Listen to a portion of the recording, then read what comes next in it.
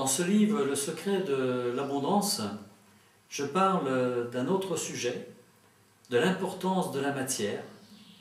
Là aussi, de plus en plus de physiciens parlent, je dirais, de la physique quantique. Et dans la physique quantique, ils partent de l'idée que la matière n'existe pas, ou du moins que la matière est essentiellement énergie, et que la pensée, que nos paroles, nos pensées ont un pouvoir sur la matière.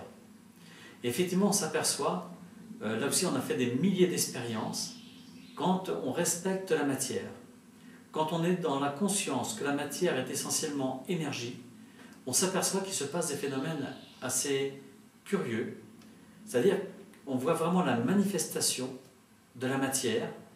Là aussi, par exemple, on a observé que des appareils sensibles comme les ordinateurs, comme les téléphones portables, eh bien, effectivement, vont réagir par rapport à nos pensées, nos paroles. Là aussi, on a observé que, par exemple, des personnes qui respectent leur voiture, aiment leur voiture, eh bien, on observe qu'elles durent plus longtemps, qu'elles vont avoir moins de panne que les autres, et curieusement consomment moins de carburant.